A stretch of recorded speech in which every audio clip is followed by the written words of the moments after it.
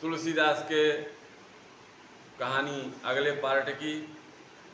कुछ दिन बाद वे काशी चले आए। काशी में शेष सनातन जी के पास रह करके तुलसीदास ने 15 वर्ष तक वेद विज्ञान अध्ययन किया।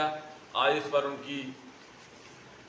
पर उनकी लोक भावना कुछ जागृत हो उठी और अपने विद्या गुरु के आज्ञा लेकर के वे अपनी जन्मभूमि को लौट गए। वहाँ आकर उन्होंने देखा कि उनका परिवार सब नष्ट हो चुका है। उन्होंने विधिपूर्वक अपनी माता पिता की श्राद्ध किया और वहीं रह कर के लोगों की भावना राम कथा सुनने लगे। सम्मत 1583 में ज्येष्ठ शुक्ल पक्ष 13 गुरुवार को भरद्वाज गोत्र के एक सुंदरी कन्या के साथ उनका विवाह हुआ और वे सुखपूर्वक अपनी नवविवाहिता वधू के साथ रहने लगे। और एक बार उनकी स्त्री भाई के साथ अपने मायके चली गई। पीछे पीछे तुलसीदास जी भी वहाँ जा पहुँचे।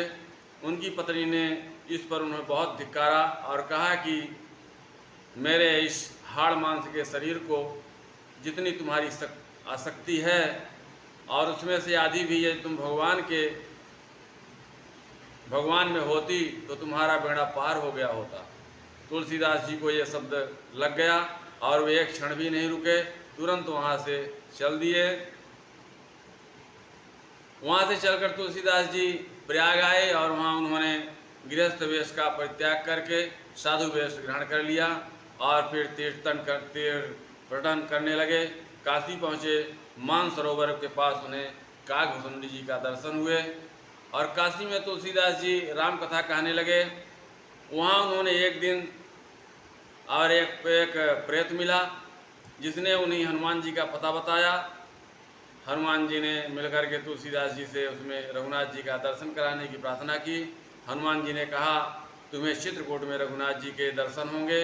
इस पर तुलसीदास जी का चित्रकूट की ओर चल पड़े और चित्रकूट पहुंचकर रामघाट पर उन्होंने अपनी आसन जमाया और एक दिन वो प्रदक्षिणा करने के लिए निकले थे। मार्ग में उन्हें श्री राम जी के दर्शन हुए और उन्होंने देखा कि दो बड़े ही सुंदर राजकुमार घोड़े पर सवार होकर के धनुष बाण लिए जा रहे हैं। तुलसीदास जी उन्हें देखकर मुग्ध हो गए, परंतु उन्हें पहचान न सके। पीछे से हनुमान जी ने आकर उन्हें सारा भेद बताया और तो वे बड़ा पश्चाताप करने लगे। हनुमान जी ने उन्हें संतावना दी और कहा कि प्रातःकाल फिर दर्शन होंगे। सम्मत